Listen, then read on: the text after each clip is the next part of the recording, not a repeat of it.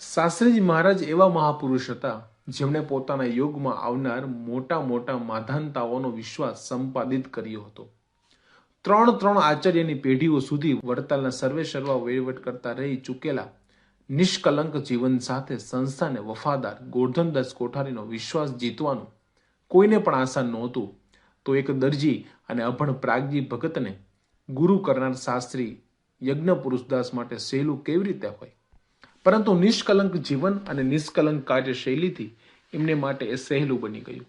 કોઠારીએ જ્યારે ગઢડાથી સ્વતંત્રપણે સારંગપુર મંદિરની મહંતાઈ સ્વામીશ્રીને સોંપી ત્યારે એક પછી એક કાર્યો કેવી કુનેથી કર્યા હતા. લીમડી ઠાકોર સાહેબની પરવાનગી લઈ મંદિર અને ભંડાર વચ્ચેથી પસાર થતા રસ્તાનો ઉકેલ શોધી કાઢ્યો અને આસપાસના 85 મકાનો ખરીદ્યા.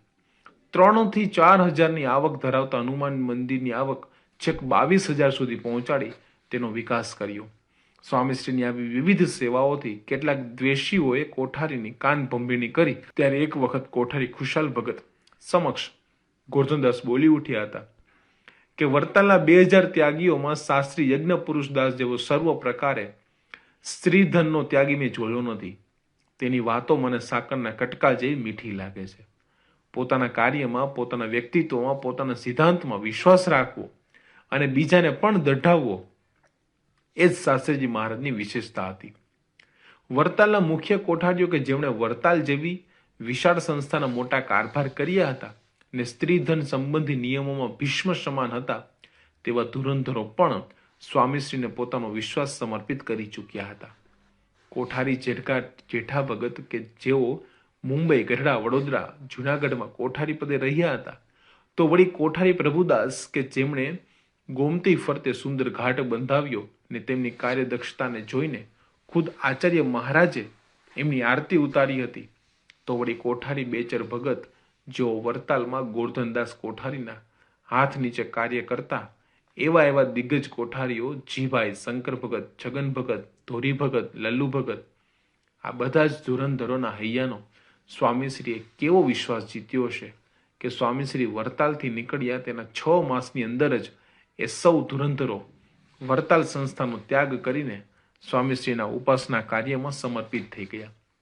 દેખાતો ગુલાબી રાજમાર્ગ છોડીને કષ્ટોની કાંટાળી કેડી પર સ્વામીશ્રીના સહયાત્રી બની ગયા. સ્વામીશ્રીએ તેમનો કેવો વિશ્વાસ સંપાદિત કર્યો હશે કે તેઓએ જાહો જલાલી અને સત્તાને લાત મારી અને કાંટાળો શિરતા જ પહેર્યો. જ્યાં ડગલે ને પગલે ને સંઘર્ષ જ હતો ને શૂન્યમાંથી નવું સર્જન કરવાનું હતું. એક સમયે સ્વામીશ્રીના કાર્યમાં શંકા કુશંકાથી અણગમો રાખતા નડિયાદના પ્રસિદ્ધ સાક્ષર શ્રી દોલતરામ પંડ્યા અને શાસ્ત્રીજી મહારાજે માત્ર થોડા જ કલાકોની ચર્ચા પછી કેવા વિશ્વાસનિષ્ઠ કર્યા હતા.